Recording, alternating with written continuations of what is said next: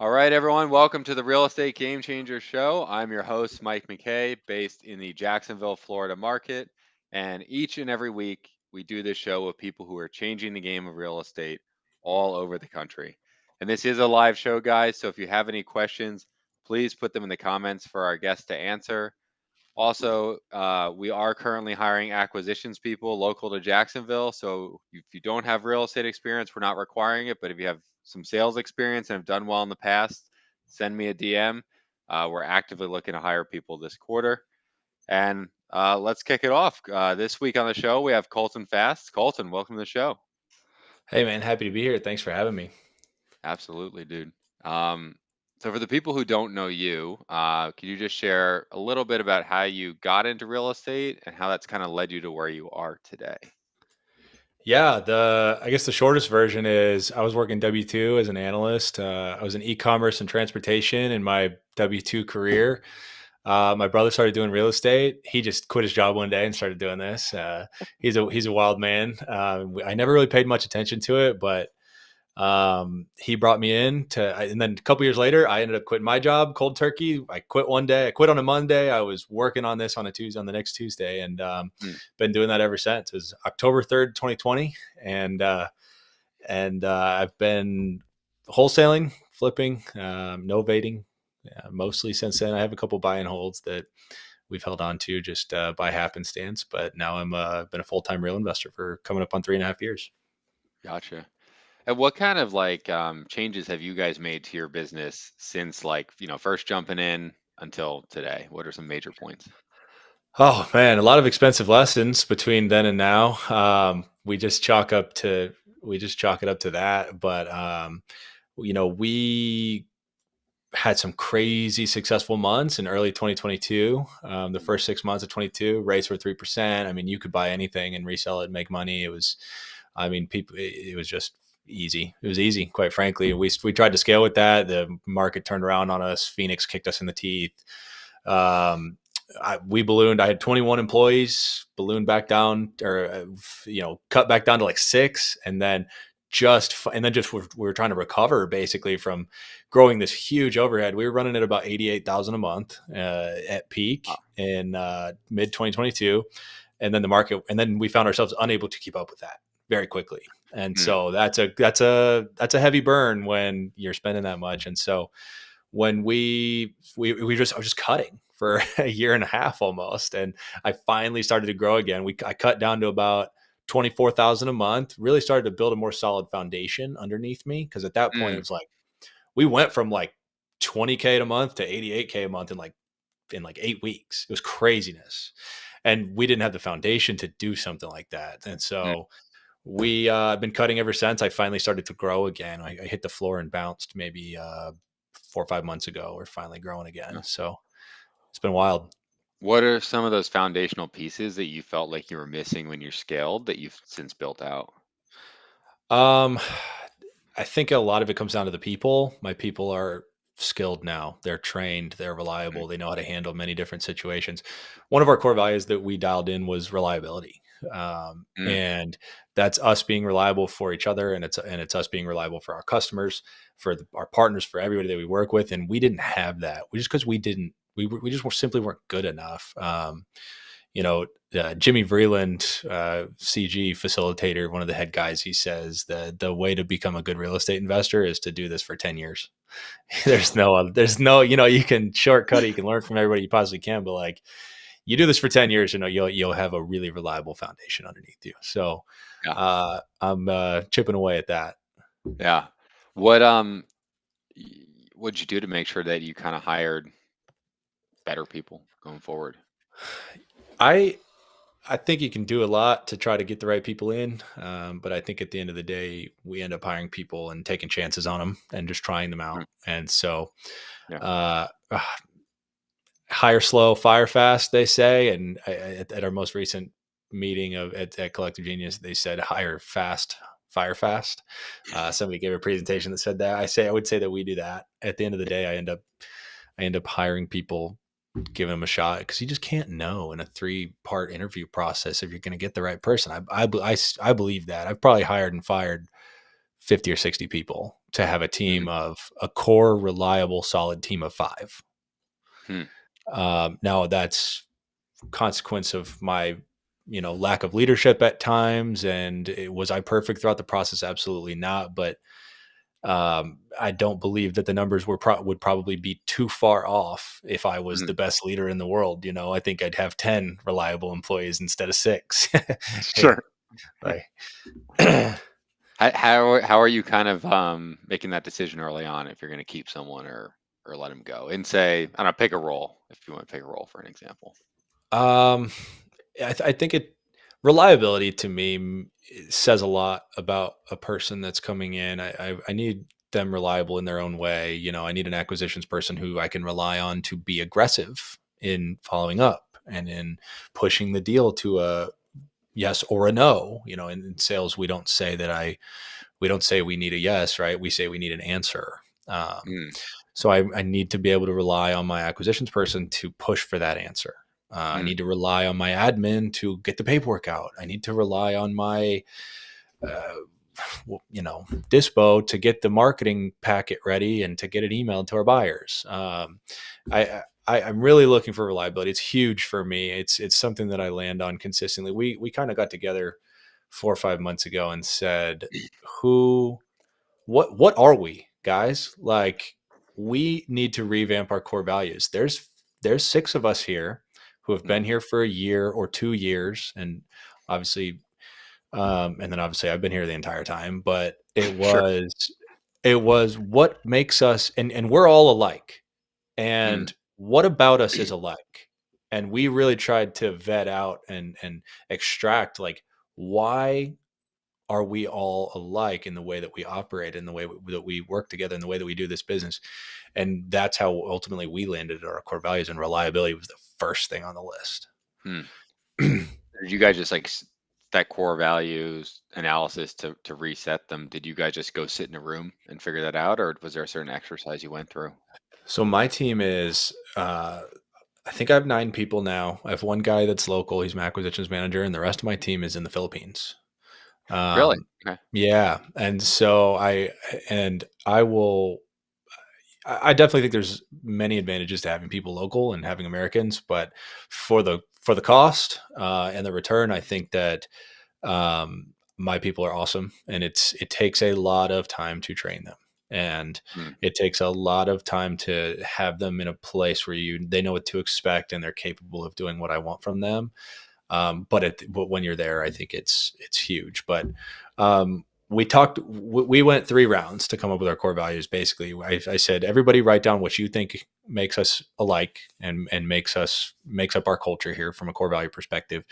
mm, And then everybody wrote it down in their own column. We compiled them, and then we found that, like, so many of us said the same things, mm. and so we kind of came to it that way. But ended up with 5 different things that we found that are important to us. Cool. I got you. Yeah, That's awesome, man. Um, and then what other foundations did you feel like weren't there that as you scaled up too quickly? Because I know a lot of people are trying to scale, right? So probably a helpful yeah. lesson to share with others.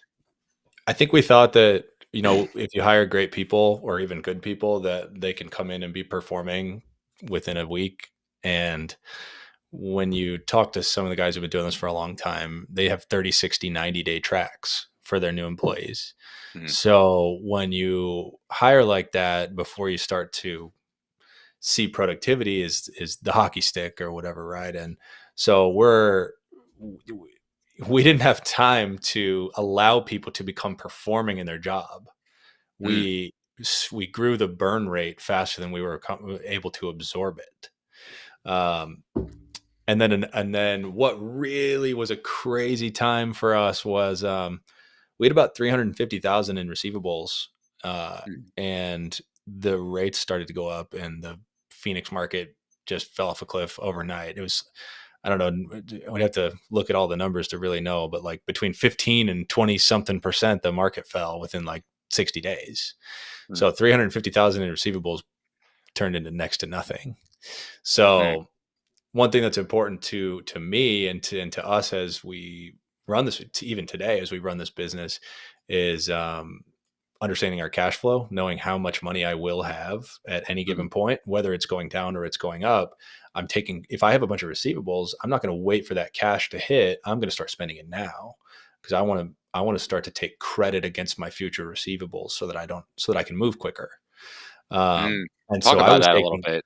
Talk about that a little yeah. bit. Yeah. So if I have so let's say I'm going to make $250,000 in the next 90 days. And is Let's this say like revenue that you like know is coming in it's pretty damn sure? Like or like yeah, how yeah. how Let's call it receivables, right? Like we know that I've got 10 deals at 25,000 a piece, and they're all pretty squarely deals. And of course, some of them are going to fall out because that's life.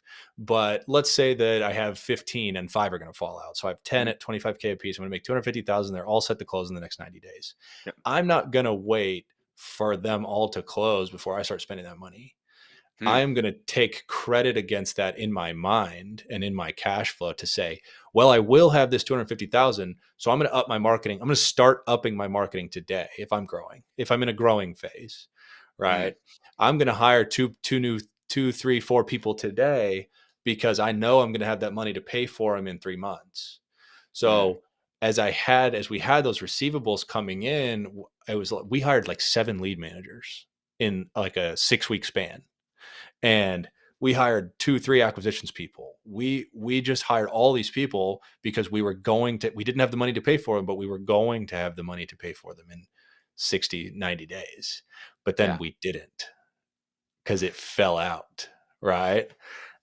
So do you think that that was a bad play or was just a bad play that you got because of the timing that with the market, right? Like, would you do that again if it I was would like a not I would not do that again. Not you that would not way. And not that way. right, right. And that's Jason Medley, the founder of Collective Genius. He tells a story about two developers who were building skyscrapers right next to each other. And one guy was building faster, faster, faster, bigger, taller. And the other guy was building way slower. And if you looked at it, you would be like, man, that guy who's building higher is doing way better. But then a storm came and the tall one blew over and the short one didn't. And Mm. he goes and asks the guy, how come yours didn't fall over? And he says, every time I built another story, I dug my foundation another foot. Mm. Right. So I was building under the surface where you couldn't see. I was getting better. I was attaining, and that's where I say we didn't have the foundation. We didn't have the Okay. skills. I didn't have the skills as a leader. We weren't good enough at sales. Our systems weren't dialed enough. Our reporting wasn't good. We just thought that hire everybody and like they're going to create their own jobs, Mm. and because that's what we would do, right? But our employees are not us. Sure. And so that was we burned a lot of cash. I probably wasted 700 grand in 2022 just to that right there. Yeah. Yeah. How would you think about scaling today in terms of receivables and managing your cash flow and all that? I don't want to call it slowly because I think you can grow fast and smart. Mm. But I want to call it steadily, maybe. For me, it's one piece at a time, and where the most dire need is. And I also think it's important to understand what you want from life and from your business. That is something that I've really come to that I've really grown into from the last couple years. I mean, maybe even the last 6 to 9 months. And I'll Mm. credit. I don't know if you're familiar with the Whale Club with Paul Sparks and Steve Trang, but um, with that, it really pushes you to the core of like, what do you want from all this? And what do you want from the business? What do you want from life? And how do you get there with the minimum effective dose? It's Mm. asking like, how do you get free? And and one such example is I was talking to Paul the other day, and it was, hey man, what'd you write down for the year? Well, I wrote down I want to net 750K. I want my profit to net in at 750K for the year. And Mhm. he said, what do you need to live? And I was like, well, really, for me to just continue living the lifestyle that we live right now, I need 200K. And he said, well, why limit the upside? What you really want to do is lock that 200 in so that you can feel comfortable, confident knowing that your lifestyle and that your things and what you have now is not going anywhere. So how Mm, quickly can you lock in 200K to free yourself for more upside than the additional 550, right? And why cap yourself there? mm, And so it looks at things a little differently. And it also talks about different currencies besides money. How do we value our time and our impact, our relationships, mm, um, our energy, those things. And it's like, yeah, I can make more money if I work 1,000 hours a week, but I'm giving up my time currency. I'm giving up energy currency. I'm giving up other currencies just to make more money. Where do you want to stop making that trade? yeah. So that That's a wrap. idea of that idea of locking, like, let's say the 200K in, is that just how quickly can I make 200K and put it in my bank account so that I'm not, it's all It's upside? Is that the idea, or is it? Well, so what there's a lot to this. This is a really this is all kind of based on a book called Rigging the Game. mhm, And this runs really deep, but there's a one thing we talk about is the barbell, and the barbell is on one side you want to create reliability in your business, mhm, and if I can create reliability in my business, 200 grand a month is roughly like 16,000, or 200 grand a year is roughly 16,000 a month. mhm, So how can I create without with the minimum amount of time, the minimum amount of risk, 16,000 a month? mm, Now, once I create that and it's reliable, then I've created that reliable side of the barbell. And then on the other side of the barbell, how can I chase asymmetric upside? mm, Like, how can I chase huge bets that are where I can risk $100 to make 10,000? mm, And how many small asymmetric bets like that can I make? How many development projects can I underwrite? How many builds? How many huge wholesale deals? What can I chase that's huge but doesn't risk me a lot? mm, Um, and I'm free to do that if I have a consistent, reliable business on the other side paying my lifestyle. yeah. So talk about that and how you applied that to your business specifically. I am The working on barbell. applying that to my business, Okay. right? Like, that's a very difficult thing to achieve. I think wholesale is innately unreliable. I think there are people who have made it reliable, but it's taken them 10 years or more to do Mm, so. I think wholesaling is innately unreliable, and I'm super jaded about it as well because of what's my experience over the last 18 months with riding around the Phoenix market and getting whipped around by interest rates. And so, there's many times I've considered, like, what can I do that creates something reliable? Because I feel like I could do this for 10 years and it's not going to be reliable. I mm, mean, I've flipped a property in from June, and I ended up closing and selling it in like November. And when I bought that property, there was a model match comp on the same street for 450. I made mine nicer, and it sat on the market for 90 days and I sold it for 415. mm, So I had the perfect comp. I made mine nicer, and the market just doesn't accommodate that. How can I build a reliable business in an environment where things aren't as they appear to be? sure. And so I'm working on applying reliability. I think it comes down to, I think a lot about running my business from the CEO seat and becoming unemotional about the results. And it's easy to get pulled into the day to day. And we deal with some very emotional situations with foreclosures and with people, and people are obviously emotional. But I am, I'm working on looking at my KPIs and thinking we're short in cold calling. Why? And what can we do? Well, we can do two Mm, things. We can increase volume or we can increase conversions. mm, So do both. And then, and I want to look at every aspect of the business and just apply that. Do both, right? We can increase volume, we can increase conversions. Do it there, do it there, do it there, yeah. and execute. That's unemotionally. That's what I'm working on doing to create reliability. Gotcha. Awesome. And we were talking a little bit offline about how you were saying that you're really big on the data with marketing, and you know you got to start with some. Well, you can say it better than I can. I'll let you tell me what you were saying offline. Yeah, I think that we create a business as a system. And I think that if you put crap data in the top of the machine, then you're going to get lackluster results out at the bottom of the machine.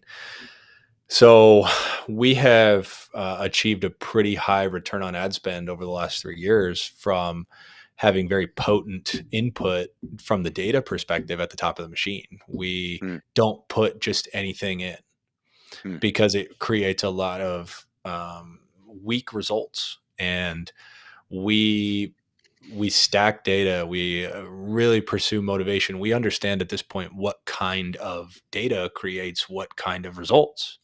mm. And one such example, maybe one of the most extreme examples, is counterintuitively, people are always like, "I want to go call the FISBO people."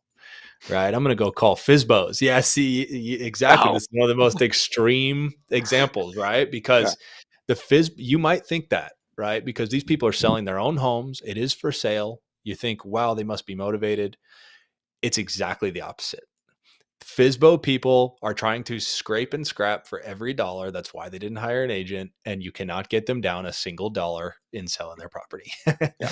So it's on one side of understanding the data. That's one side of the spectrum. While on the other side, we fish in the most potent ponds we can fish in, which in my opinion is foreclosure, Mm, followed closely by probate, uh, and those come with their own challenges, but mm, followed closely by another thing I love is absentee owners, which I know that and not all this is what some people, I mean, most people I guess don't probably understand until you do this enough, but not all niche lists are created equal. mm. Right. Like you can, and that's where we have taken the time to really understand what input creates what output. Yeah. And do you guys have any like specific strategies around, let's say, foreclosures or probates or? Probates, to be honest, we're on pause on probates because we do foreclosures was a large part of our revenue Mm, in 2023. I would say it's 60 to 70% of our revenue came from foreclosures. okay. And and because when interest rates changed and people clammed up, right? And owner occupants, the question became, these people's mortgage payments are $1,100. And then they're like, well, if I sell my house, where am I going to go? And what's the payment going to be? The Hmm. truth for those folks was your payment's going to be $2,600 and you're going Hmm. to be in the same house or worse.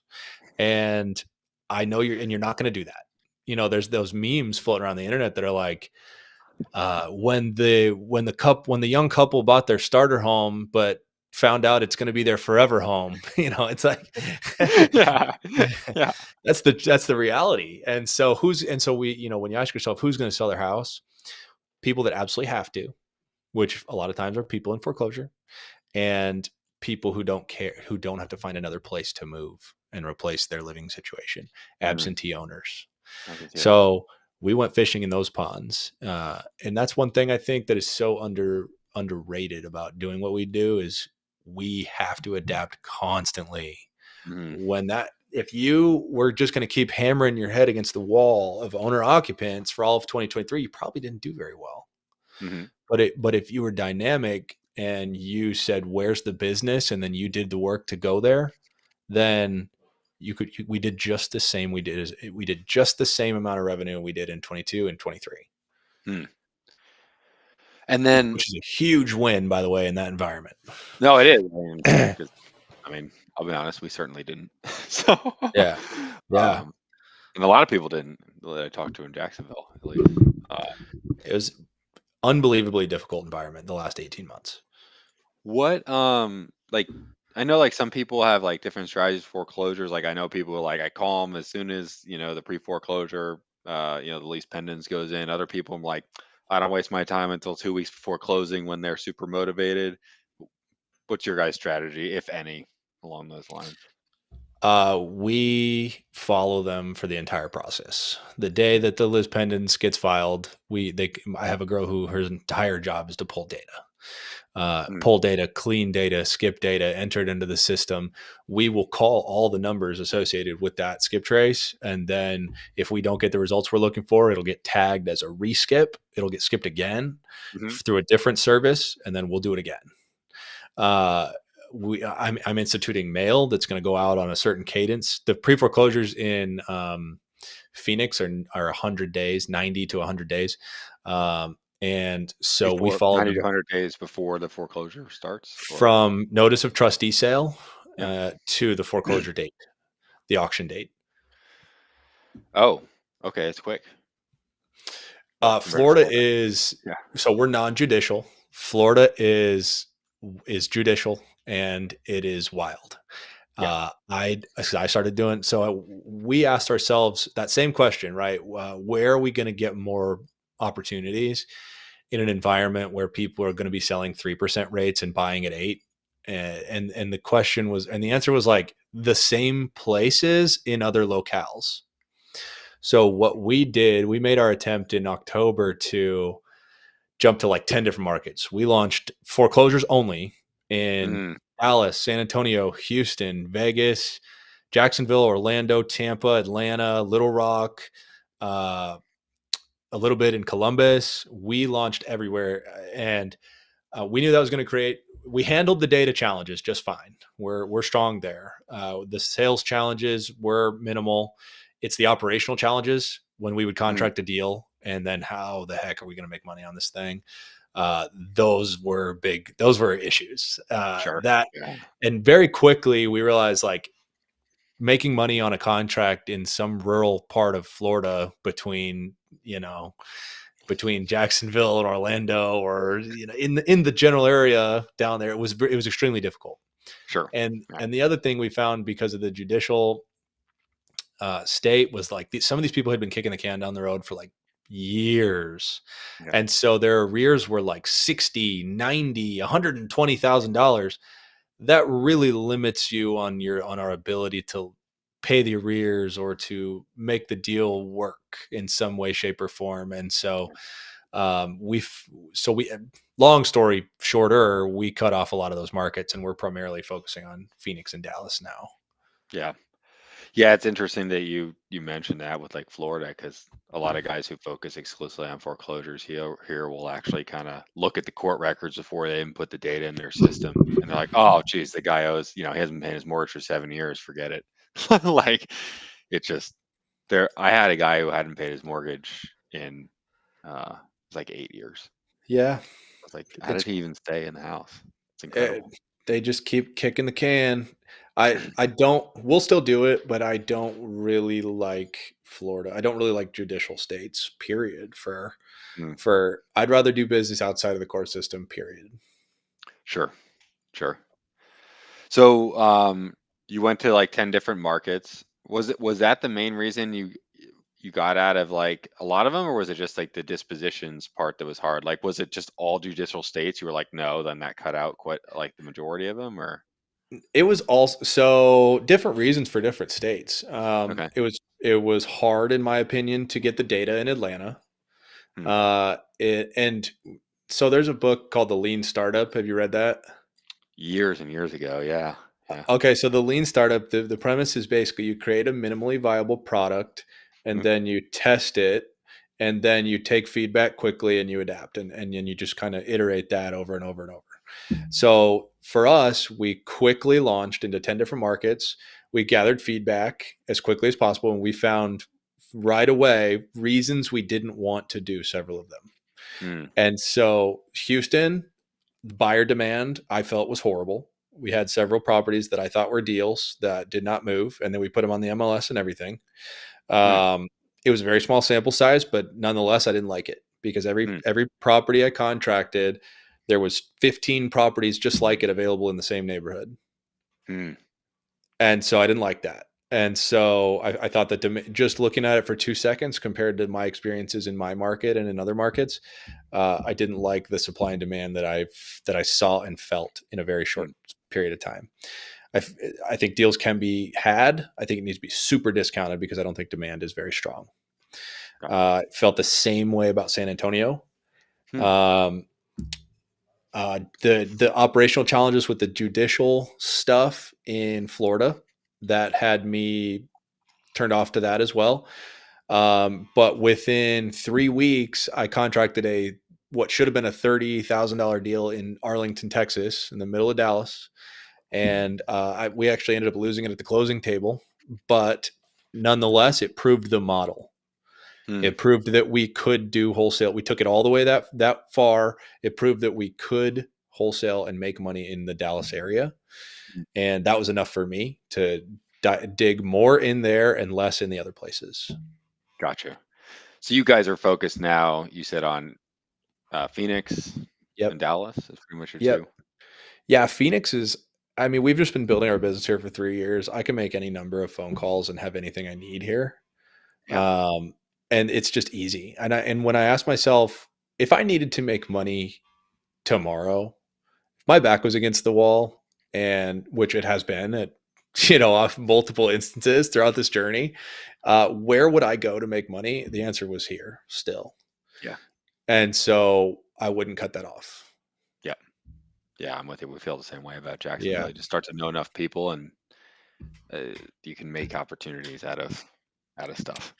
You can. If I really needed some money right now, I could probably figure out how to make some money in the next couple weeks. It might not be earth shattering, and I sacrifice oftentimes the short term.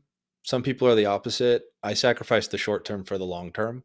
Hmm. I have a better business than I operate it. We I find myself building the car a lot more often than I find myself driving it. Hmm. And some people drive the car. Some people will drive a hoopty and never build a Ferrari. Yeah. I love to build a Ferrari, Hmm. and at a fault, like to a fault, I love to build this business better. I will go. I should make sales calls, but instead I am working on my better automations or whatever, like. Yeah. Yeah. I'm guilty of that myself. So, So so we're, that's definitely where it causes short-term pain at times. yeah. So is your strategy, I know you said outbound, but does that mean for you primarily cold call or? We cut off texting in like November with the 10 DLC apocalypse. I know that it's still working, and I just we took a break. We may go back, but the other thing I hated about texting was um I've got like 15,000 leads in my system at this point, and so many of them came from texting, and there were all they ever were was like somebody that said yes Yeah. or 700,000. Like, that's a lead all day. Send it in. But then we Mm, never got them on the phone. We never got any other information. It's clogging up my system. I'm sending text messages to them. We're calling them forever. It's it's uh it's clogging up my system with all sorts of bad leads. yeah. And you find that you're able to get better ones from cold calling? Yeah, I like cold calling for two reasons. We qualify better. Mm, We are able to ask more questions, and you can have you know, a lot of like older people say, stop texting me, just call me. We can get all this done, in a 2-minute phone call. I'm going to text you for 3 hours to get all my questions answered. yeah. I think most of us who do business probably feel that way. And so we can vet better, we can qualify better. And number two is I'm meeting them where we're going to do the deal. We're not. I'm probably not going to do the deal over text. I mean, you Yeah. can, but we're going to do the deal over the phone, and I'm meeting you there. So Mm, I'm meeting you in the place that the deal's going to be executed. I mm. love that for that reason. How deep are your cold callers qualifying before they're passing it over to an acquisitions person? Um, with a very light touch, we're at most we are going to ask one question of all four qualifiers. At most, we are going to ask for timeline, condition, motivation, and price once with no pushing. One At of those things, just one of one those of things. each of those things. One Tell of me about the each. Okay. condition of the property. Yeah, Okay. tell me about the condition of the property and give it to me on a 1 to 10. Oftentimes that's the one question that will spur a longer response. So people just from asking Mhm. that are going to say, we remodeled it and whatever, or it's in bad shape and la da da. The next one is, what kind of timeline are you looking at? And then what's got you thinking about selling in the first place? And or we will say, were you thinking about calling before? Were you thinking about selling before we called you, or is it just because we called you? Yeah, that's Oh a good yeah, we question. were already thinking about it. Yeah. And then lastly, what were you hoping to get for the property? Yeah. Now, if anybody doesn't want to give any of that information, then we just say, okay, that's fine. Because I want salespeople having sales conversations, and those are not my, you know, $6 and $7 an hour Filipino cold callers. So as long as I have one of those things that get passed along, one of those criteria? So, as at the very minimum to get passed along, they need to own the property that they say they own, and they need to be willing to talk to and they need to possibly be willing to sell it. Okay, That, okay. You that's it. ask, but it doesn't We it's not a ask, but it's requirement. not. It doesn't have a bearing on whether it's a lead or not. Does it get classified in your system differently when it comes in? At the cold call level, I don't want things getting filtered out. It's not my cold caller's job to opt things out. It is their job to opt things in. Mm, And so at the next level, at the acquisitions level or at the lead management level, that is where we can start to filter things out. I tell them, if there's even the slightest hint of an opportunity to purchase a property here, send it in. If we okay, don't like it, we will turn it down at that level. got it. And then your lead managers are US based or overseas? So I actually don't have any lead managers right now, any dedicated lead managers. So Gotcha. I have a senior cold caller who manages the cold calling team. She's my longest tenured employee. She's been with me for over 2 years. So she will take the higher stakes phone calls and will take inbound calls to manage them to me or to acquisitions. And then I have an acquisitions manager who will take any appointment set by the cold callers Mhm, as an appointment, and he will field it. He will go through the entire process. He will make an offer. If there's any hair on it, he's been with me for about 6 months. If there's any hair on that deal, if it's weird, if there's anything we need to address that's a little out of the ordinary, he'll mhm. pass it to me to close, to finally contract. If it's a straightforward deal, he will contract it himself. What's an example of something with hair on it in your business? So if there's a woman who wants to sell in 45 days, and they're open to letting us novate the house and giving us access and all that stuff, then and there's nothing real crazy, and they're just like moving, or it's a second home, or it's vacant, or it's easy like that, no problem. But if there's hair on it, and the hair would be, there's a foreclosure in 6 days, Yeah, okay. Yeah. there's a tenant non-paying who's in the process of an eviction. Mm, There is, uh, geez, there's a ugly divorce, and there's fighting and violence. There's anything that's outside the lane of like, contract the property, close it in 30 days. Then how do we, another thing might be like creative finance, like, hey, we can't, they're open to creative finance, are they open to subject to, or whatever it is. Do you want to talk to them about how to structure this more complex deal, because I don't want to tell them wrong. yeah, got it. Okay, makes sense. And then, we were talking a little bit offline, but you guys are a good amount of what you do is novations. And when are you guys kind of deciding to implement that strategy versus wholesaling it or, buying it to flip? Something very important to us is optionality in every deal that we pursue. So we try to set ourselves up in every deal for any exit.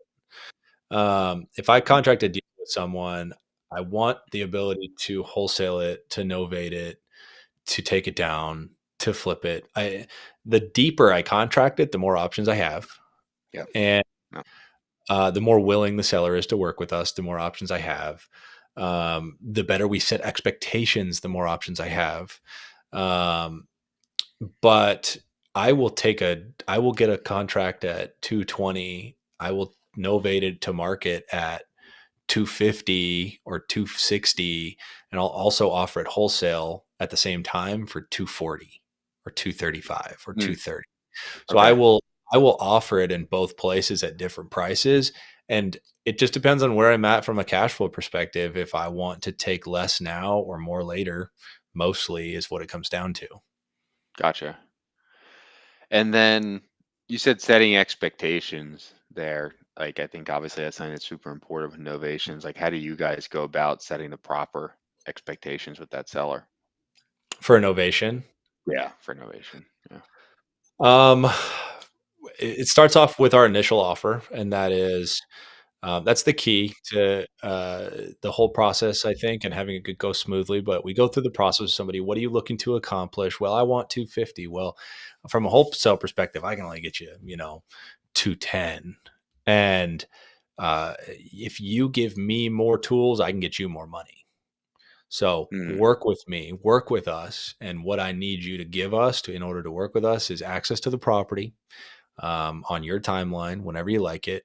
And I need you to let me list it on the MLS so that I can take partners, so that I can identify future buyers, people who are going to buy it after we buy it. And so, sometimes we identify a prospective or a future buyer and we'll build to suit sometimes. So if I have a buyer who wants me to do these certain things to that property, now then they come in, they tell me, we do it, then we sell it to them. And by you allowing me to do that starting now instead of after we close, you are streamlining our process, saving us money. Therefore, I can pass a lot of those savings on to you. mm.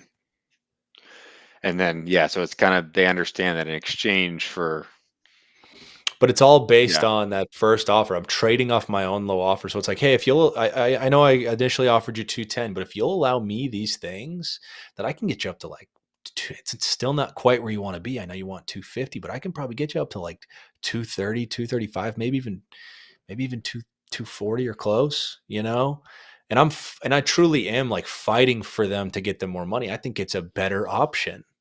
Mm, I do believe it's a better option. Like, I'm not it's not like I'm trying to get them to a place where they can capture as much equity as they can out of their property, but also as the easiest way possible. So sure. they are, if they want to list the property and step into that uncertain place where it could be months before it sells and it could sell for less anyway, then those are not motivated people. Yeah, And that's fine. Those are not that's not our prospective customer. That's not our ideal avatar. But to make it as easy as possible, give them the certainty that they're looking for, and they are going to leave a couple bucks on the table. That's how we make money, but they're going to get in return certainty and convenience and expertise, because these are just oftentimes not simple real estate transactions. sure. Yeah. And then are you guys doing the like the true novation, or do you often double close, or depends on Depends on the financing? buyer. Depends on Yeah. the buyer that we identify. So Yeah. at that point, we are set up to novate, and we've set the expectation that, hey, if this goes one of a couple different ways, I might need some additional paperwork from you. Um, but I don't know yet, so let's not waste our time doing it. And now, Mm, if I identify an FHA or a VA buyer, or anybody with a seasoning period, or even any reason that I might want to novate and not go A, B, B, C, then mm, I'll just remove myself as the B, connect the A to the C, have the A kick me back the marketing fee, the consulting fee, whatever it is. mm. But if I identify a cash buyer via this process or a conventional buyer, I might just double close. Yeah. It's a little bit easier sometimes, even though it's a little more costly. Yeah. It is super easy. I mean, it's just like double close into an investor. It's if I've got a seller that's, I don't know, getting cold feet or squirrely for any reason, that I might just, and I can double close, I might, Yeah. right? Gotcha. Um, and so you guys are doing, were you always on the phone closing from day one? We didn't know how to close from day one. Well, trying to close on the phone. You weren't running appointments. Yeah, we were running appointments from day You one. were. So Okay. yeah, we were it was my brother and I. We started October 2020. I had several sales jobs in the past, but never was any good really. Mm, Um, and What really started for us was that about 2 weeks into this business, my brother had all this data from 3 years of doing this business, but he didn't know how to market to it and he didn't know how to utilize the data. I was able to take it and from day one create outbound marketing. We hired 6 cold callers out of the Yeah. gate, and within 2 weeks we had more leads than we could keep up with. They Hmm. were pinging our phone all day long. It was like ping, ping, ping. We were getting 30, 40. Cold calling was crazy at the time too. And we didn't know, but we could not make the calls, keep up with everything, and even understand what needed to happen fast enough to keep up with the leads coming in. Yeah. So we were just inundated. We had hundreds of leads before we had called the first 50. Huh. And we knew we were losing opportunity because we couldn't keep up. And so we knew an investor in town and we started to ship him all of our leads. So he would close the deal, he would monetize, he would do everything. And then once he was done, he would just kick us back off what he had made. And that was our whole first year in business. All of 2021, we did 278,000 in revenue and only, I think, 2 deals we executed by ourselves. Huh. Super interesting. Yeah. And at that point, after that, you decided to stick But to all the phone because of the efficiencies, or bite the bullet and figure it out. I mean, we were making a nice kickback. I mean, he was paying us 30% just for the lead after when he was done. But that meant we were in our minds, we were leaving 70% on the table. yeah. And we thought, and when you looked at our year at the end of 21, it was like, yeah, we did almost 300,000, but the guy we gave all our leads to did 600,000 on our leads. So hard to turn down. So we said, we're going to bite the bullet. We're going to figure out how to sell. We're going to build a real business and we're going to grind it out. Yeah. And so we pulled our leads back from him. Great guy. Still work with him today a little bit. Pulled our leads back from him and started to tee stuff up for ourselves. And at the end of 21, we had a bunch of stuff lined up and it all just aligned and it all just aligned for February 22 and we hit for 211,000 in February 22. And Wow. that's when we were really off to the races. Nice. What Hmm. did you guys do to get like end of that year, right?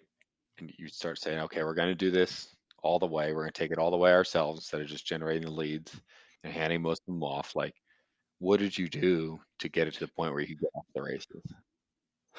Just call the damn leads. I That's get, so simple, right? yeah, yeah. I mean, I get targeted by that. There's a clothing brand. I don't know if you get targeted by it too, but No, it literally, all it says is call the damn leads. And I'm gonna that's, buy it. Is that a shirt? I'm gonna buy that. it's a Wear it in the hat, it's a office. shirt. I saw it on there. But I mean, literally, it's almost as simple as that. Yeah. Now we missed millions.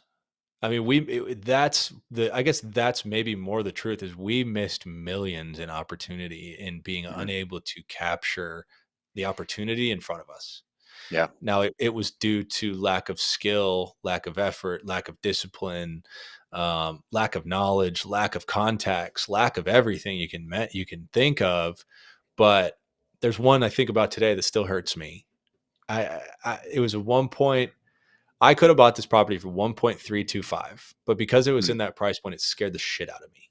mm. And and the guy was like begging me to buy it at 1.325. And his name was Peter. And Peter says, please buy this house for me. I need to get out of here, blah, blah, blah. Peter, I can't pay you that much. I can't do it. It's not going to work.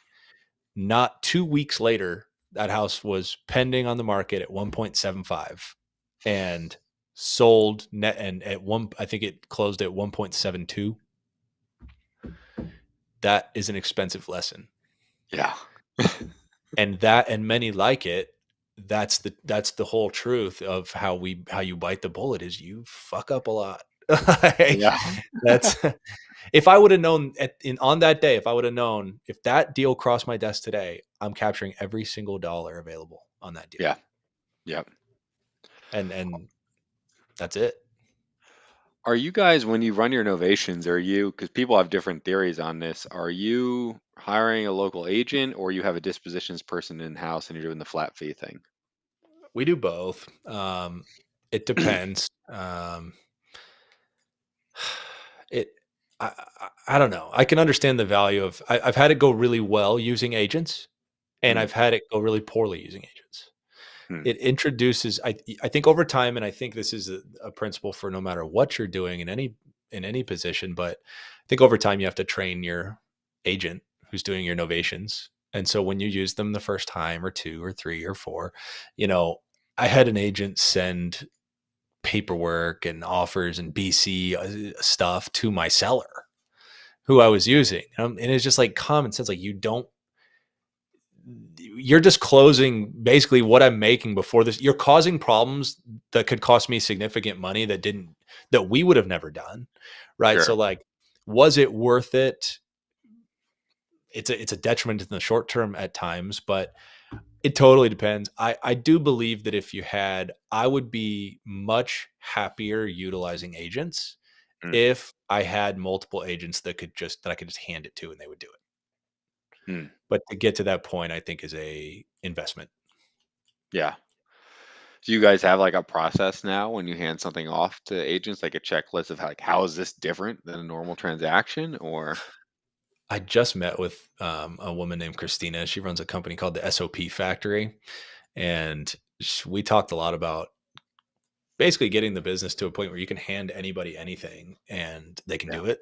yeah, And we're not there. So the answer is it should be yes, but I it's yeah, not right now. yeah. Fair enough. Yeah. Well, just call the damn leads.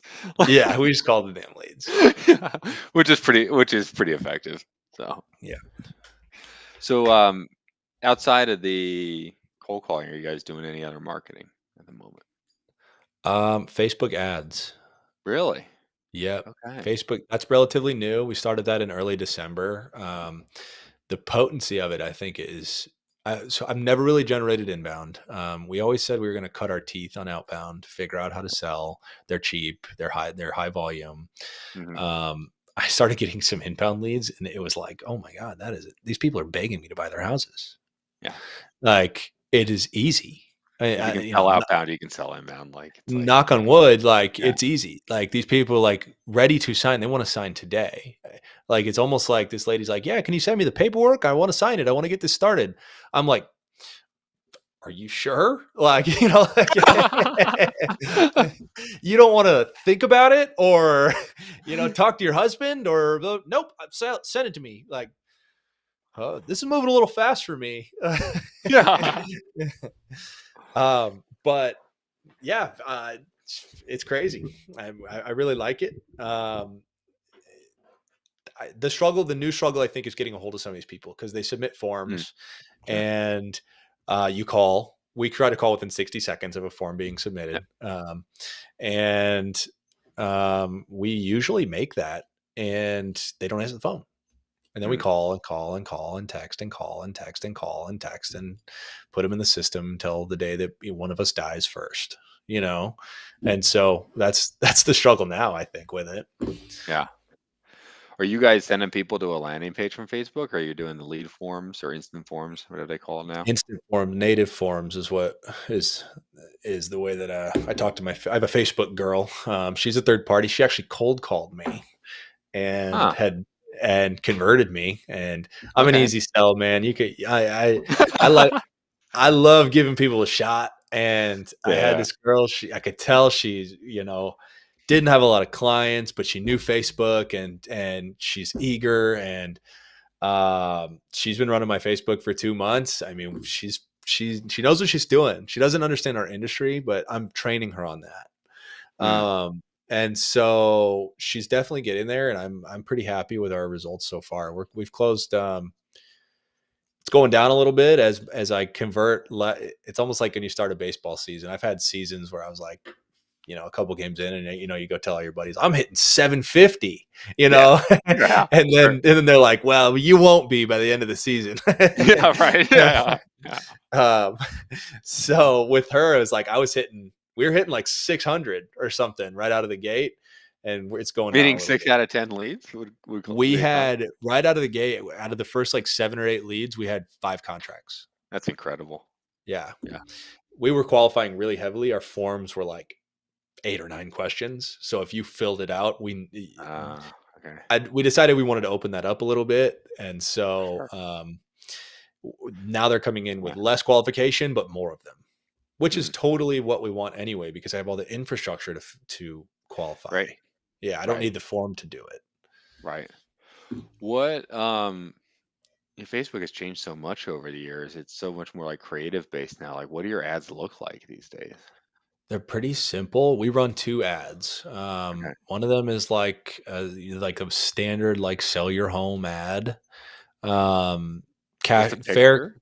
Like, It's a picture of a house, and I made huh. so we A/B tested, like, 3 different images. One Mm, of, like, an overhead drone shot of a neighborhood with, like, camelback in the background, one of the front of a house, a deal we actually did, and another one of, like, a neighborhood overhead shot. mm, The neighborhood overhead shot performed significantly better than the other 2.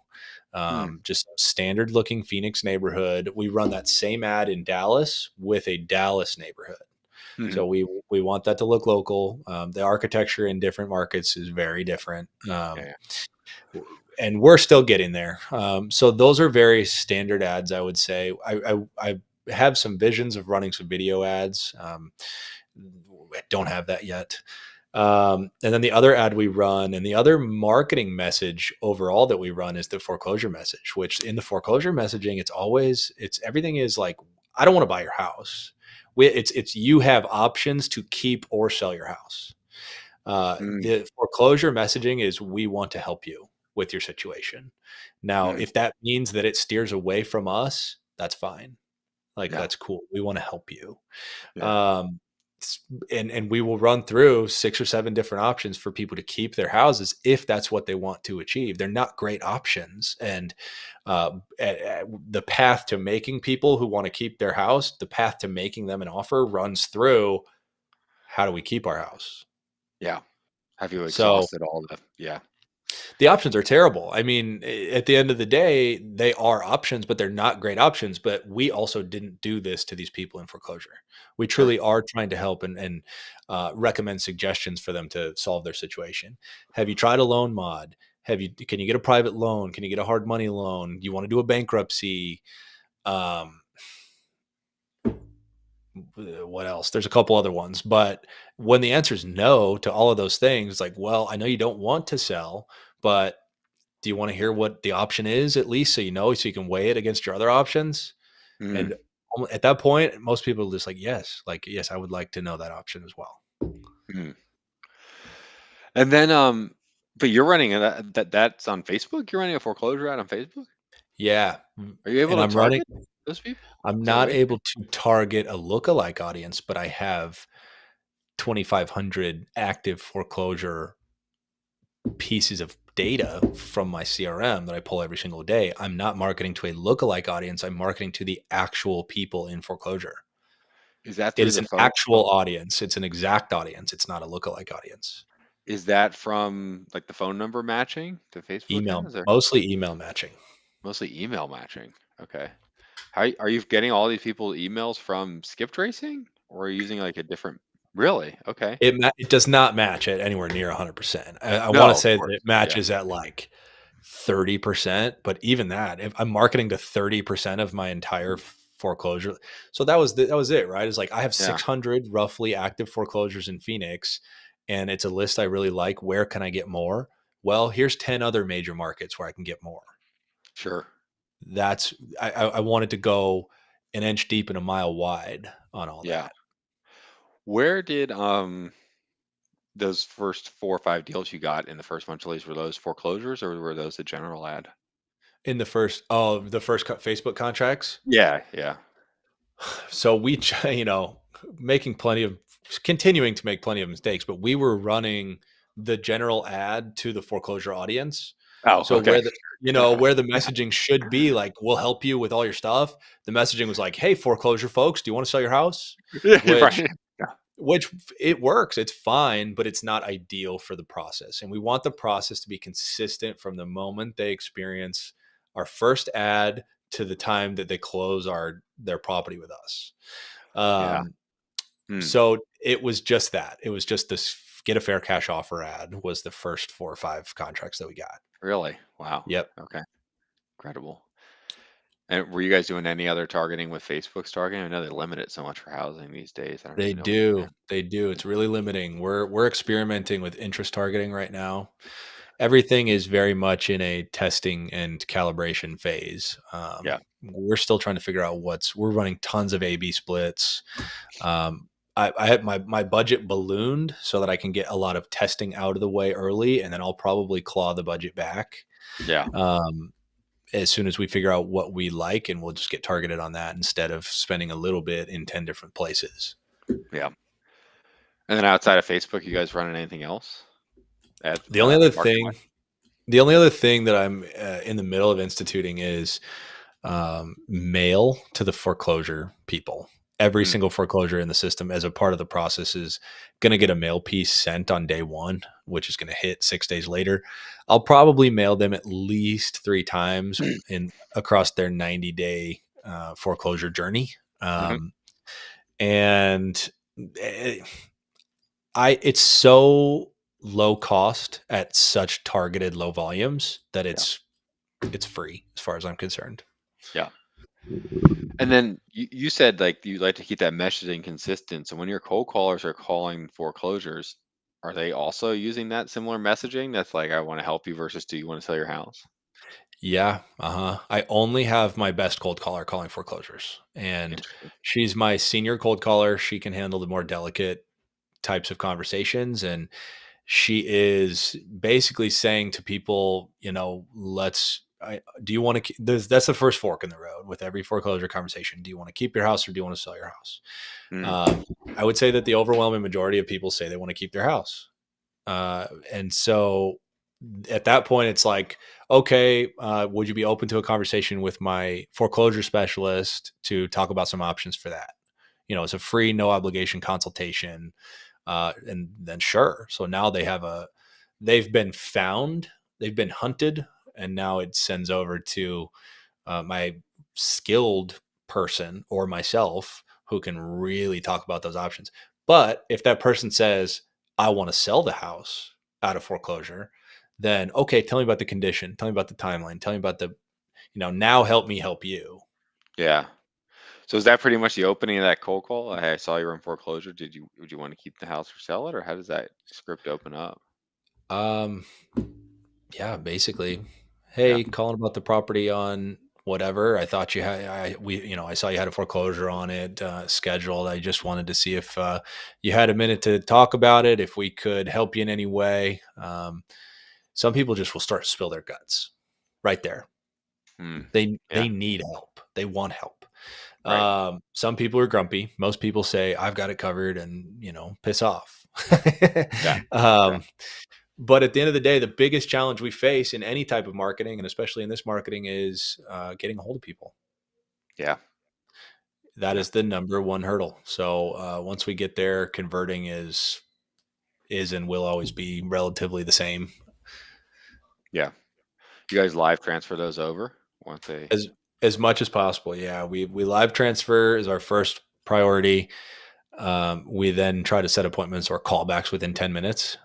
And Mhm. then if not available for either of those things, we will set a timed appointment and for as soon as possible, and really, really try to avoid setting anything for further than 48 hours out. Yeah. Yeah, I would imagine. Yeah. Yep. Yep. Gotcha. Well, we're getting close to the end here, and there's always two questions I always like to make time for at the end. And the first one is, what is the craziest or most uncomfortable situation that you have ever experienced in a real estate deal? Oh man, I know that I prepped for this, but there's maybe a couple. Um, One guy, I was in his house, and then we were showing, and when I go to an in-person appointment, I walk in and I say, all right, well, happy to, do you mind showing me around the house? Point, because I'm not there to look at the house. I am, but I'm not, right? Like Yeah. I'm there to talk to the person. And so some people like will open the door and say, go ahead, look around. And I don't want that. Like I need to go with you. So this guy's like, yeah, go ahead, look around. I'm like, well, hey, do you mind, walking me around, point out anything I can't see with the naked eye, and tell me about the place. and we're walking around and blah blah blah. We get into the back bedroom, and I'm opening doors. Like I'm always, I kind of test the waters with closets and stuff, but I just open doors and I want to look around. And we get to the master bedroom. This house is falling apart. This house is disgusting, and I go to open the master bathroom door, and as I'm opening it, he goes "Ah," and like tries to stop me, but it's too late. And there's a dead and decaying cat in the middle of his bathroom, Oh, and just and this guy was 350 pounds, like answered the door with no shirt on. Uh, just can't, and here's the kind of people sometimes that we deal with. This man needs help. He can't take care of himself. He can't take care of his cat that died in the middle of his bathroom, and he let it sit there for a month instead of scraping it up with a shovel. yeah, Right? Like this is the kind of stuff we see and deal with. That was, I'll never forget that one. yeah. Um, I had another guy that answered the door with like a World War II era gas mask on, and his house was also disgusting. Walked around, took a look at it. He wanted like 350 for his house or something. We got done walking. I thought it might work, right? And I didn't know the condition of the property. That's why we go look at them. By the time I got done walking out of there, I thought to myself, man, I can only offer that dude like 190 or something. But Yeah. I'm there and I have to do it. So I offer this guy, I told him, like, hey, man, the condition of that property is nowhere near what you said it was on the phone. The best I can do, honestly, is like probably just south of 200. And this dude with his gas mask on, he had it on the whole time we were walking around the house, first of all, starts walking at me like he wants to. And I'm like, I felt in danger. Like, and I've been in a lot of houses, and this is the only time I ever really felt like, okay, I need to leave. Like, so that's another fun one. But I got plenty more. I could talk about it all Yeah. day, but I thought you were gonna say for a second you thought you were in danger. He started walking towards you, and then he took it off and said, "You got a deal." So- oh no, no. I left my happy ass bounced out of there. I never saw him again. yeah, He was yeah, huge too. He was like a big guy. I mean, he was like he was one of those dudes that's just big, like 6'6", 280, like yeah, way bigger than me. yeah. And just it wouldn't have been a fight. It would have been him beating me. you know? With the gas mask on. yeah, yeah. That dude is that dude is scary. Yeah, I got it. It's a nice time to go. I'm with you. Yeah, yeah. um, cool, man. Well, the second question I always like to ask, and it's kind of for the newer people listening, is if you could go back in time and give yourself one piece of advice when you were looking for that first deal, knowing what you know now, what would you tell yourself?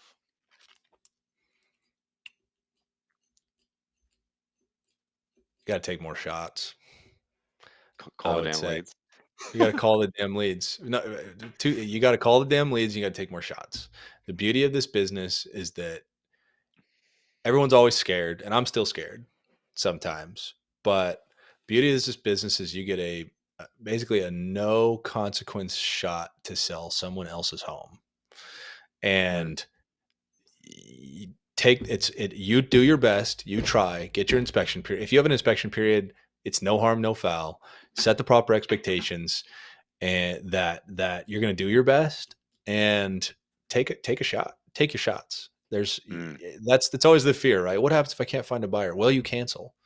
Like, you're going to have a lot of difficult conversations in this business. Now, yeah. buck up and have those conversations when you need to have them. Some of the Yep. most pain you will feel is when you kick that conversation down the road. I still do it today. We all do.